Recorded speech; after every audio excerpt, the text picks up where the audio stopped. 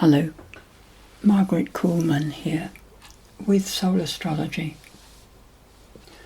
There's an interesting thing about the charts for the new and full moons this month, and that is that the pattern doesn't seem to change. So I'll start with the new moon and I'll indicate the changes. The pattern that we're used to seeing every month is these outer planets with their blue and green triangle there, and it's the faster moving planets and the Sun and the Moon, Venus, Mercury, Mars. They're mostly the ones making the shifts. Jupiter is also moving, but he's staying fairly still at the moment because very shortly he will be retrograding, appearing to go backwards through the zodiac, so he's very still at present. Jupiter retrograde for 4 months. We do this every year. It feels like a kind of time when everything has to go on hold because their forward movement isn't really smoothly happening for a bit, and it's a whole 4 months. So there's a lot can go on in that 4 months.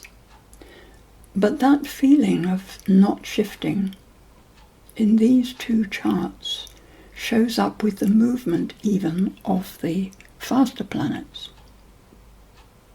So there's the Sun and Moon at the end of Libra, 28 1/3 degrees, opposite Chiron, doubly quincunxed by Neptune and Uranus, making a yod, a pointing finger, which is calling for some change, and doubly squared by Pluto and by Jupiter. Jupiter exaggerates whatever's going on, but the square to Pluto, and coming from Libra, who is so keen to get things pleasant and nice and balanced and harmonious, it's at the end of Libra, so it's tired of trying to do it when it doesn't actually happen. And I think this is a thing that needs changing. So this may be the world I'm talking about, the whole world, whole of humanity, or most of humanity. But it's also us individually. So let's do the personal bit. That we're feeling a bit tired, that we've been trying to get things sorted. We want to know where we're going. We're uncertain about the future. We can't make plans. And all this sort of bit of resentment and feeling a bit dispirited, if that's a word. So the attitude is clear what has to change, because nothing changes if you get yourself stuck in a position with a negative attitude. It's a sort of miserable attitude, frustrated maybe, depending upon what sign is predominant in your chart. What needs to happen is that we need to stop resisting the changes. This is what the square from Sun, Moon to Pluto is probably about. Insofar as we resist change, it's as if we're saying we were all right where we were, and you can't ungrow, so that's really not going to go anywhere. And when we want the world to be as it was, we are also saying that we're not prepared to grow, because the world is a reflection of us. Each of us, our own worlds, reflects who we are or what we're putting out there. So the attitude required is the one where you recognize that the outside world is reflecting you, and so you need to love it. You need to love it as it is. Not as it will be, because we don't know how it will be. We have to love it as it is. That feeling then reflects into us, and it's easier to love ourselves as we are, not as we were. So as we are in truth, we are not just fulfilling a role or having an identity. We don't need to be identified as anything as we are. we just are this. And then the world can just be what it is. So then we love it all, and we forgive it, which is what you do when you let go of the past. That shift in attitude seems to be able to come about by the full moon. I'll get to it in a minute. There's another bit I want to just point up, which is the triangle. Mercury, Mars, trining the Jupiter, trining Saturn and Neptune in its cuspal position. So several things are going to change by the full moon. As it stands, this triangle is very much about the energy of deep researching. Scorpio looks at the underneath, what's going on underneath the surfaces. That's its direction of inquiry is down to find out what's at the bottom of things, what is the fundament that we're building on, because that is all important. And Mercury is our understanding of things, what we're thinking about, how we communicate. So it looks like a tremendous time of revealing. And maybe with the trine to Jupiter, which increases, emphasizes, but not in a difficult way, it's promoting correct discoveries. And the connection to Saturn and Neptune is almost like, down there, we let it happen. It's all going on. We could have seen if we'd looked before. In our own lives, let's just own up. We're just humans, you know. We're not only humans, we're lots. But the human aspect of us is characterized by behaviours and assumptions. So let's not beat ourselves up about being human. And the Saturn-Neptune is like taking responsibility for what inspires us. One might say it's recognising that a regime may be necessary to actually clean up our act. Spiritual discipline.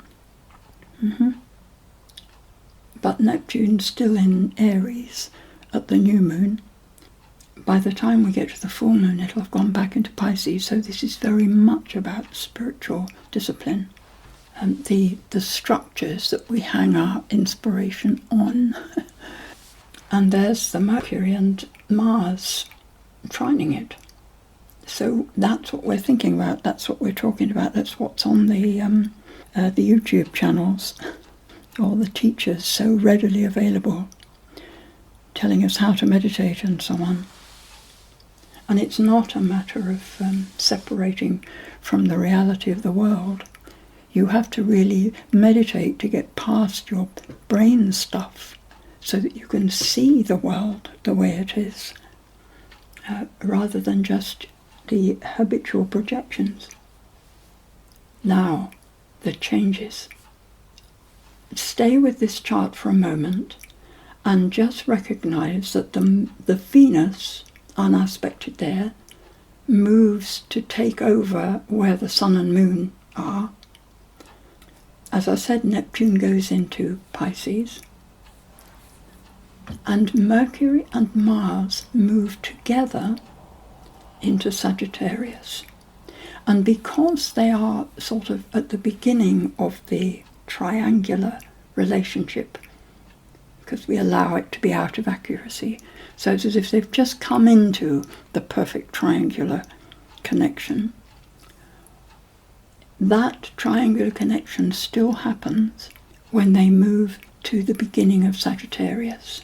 It's still within the orb of inaccuracy that we allow. So now I put up the full moon chart, and you can see how little change there is. The major thing seems to be that Venus is now at that point of awkwardness. So this is love. It's opened up the scales to be the scales of justice with love, it's sort of as if we're ready to measure what happens. You know, the soul in one pan and the feather in the other, and the soul has to be lighter than the feather. I don't know why that's come to mind, but it does. It's measured with love, that's the point, because the shadows that cover the soul are weighty. They make it heavier than the feather.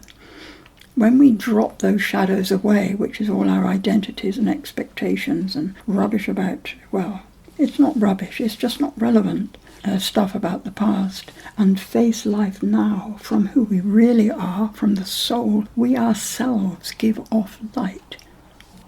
And that's what's needed, because without the light of our own souls, we become despairing. That emphasis in Scorpio, it's looking at the deeper levels of our own feeling nature, our emotions, the bottom of the lake, and how it feels if that's where you live day by day. It's allowing ourselves to be negative about life until there is no light left in it for us. And all we're doing is covering up the light of the soul so that we can't see it or feel it. So it looks as though by the time we get to the full moon, this is being talked about and lifted. Sagittarius, at the very beginning, is a little bit hesitant about going forwards with its new beliefs. A bit afraid of being shot down, but very excited and ready to have a go as long as it's supported.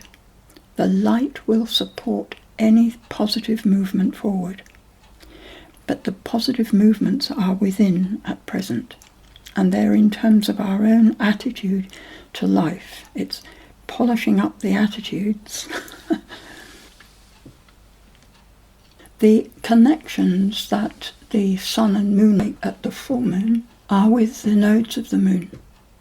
They're not interfering. It's like the lights of the heavens, the day light, the sun, and the night light, the moon, are in relationship with each other and the cosmos, and they're letting all the human stuff go on.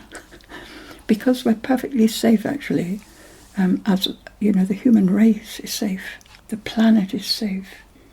And what we are being suggested to do is like we've been given homework. And the homework consists of going deep, that's the sun in the middle of Scorpio, which is what's going to take us forwards into that Pisces direction, the spiritual direction. And the moon in Taurus is saying, and get back to nature, get back to your body, make sure that you are in touch with being on the earth and not trying to get out of it. And the whole of that, for the whole of the month, knowing that this shift is happening at the full moon, the stamp of the whole month is of that Mercury together with Mars. It's right on it in the new moon chart. It's look below the surfaces with all your focused awareness, your consciousness, and speak what you find, the truth. Not in an angry way, however you may be feeling angry. It's not the style. It's like, hey, something needs to be changed here. What do I need to do? And this is what the full moon being in Taurus is suggesting, that once we've worked out what to do, get on with it. We are, after all, coming from Virgo, and Virgo needs to be clear about where to put things. Not to be told where to put things, but to feel into where things need to go. After all, one is reading the planets in terms of their energy or the reflection that they express of our energy, and energy is in the moment. So it's about the truth of now, the truth that we're in, holding back, because a lot of that truth of how we feel is mentally based. I think when I look at the new moon chart And the stamp that I would want to say covering the whole month, it's Mercury and Mars that strike me most. Apart from the new moon's own need to accept forward movement, even though it means complete transformation of what we have known before, the Mercury and the Mars are prepared, so that's our mental energy, prepared to look at the truth. And that contains how it all came about.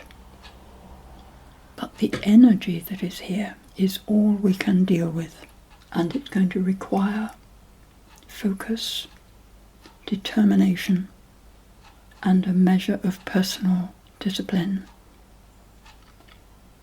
The beautiful thing about having Saturn and later Neptune being in Pisces, along with the North Node, is that any efforts towards the spirit will be supported by angels, however you choose to see that energy.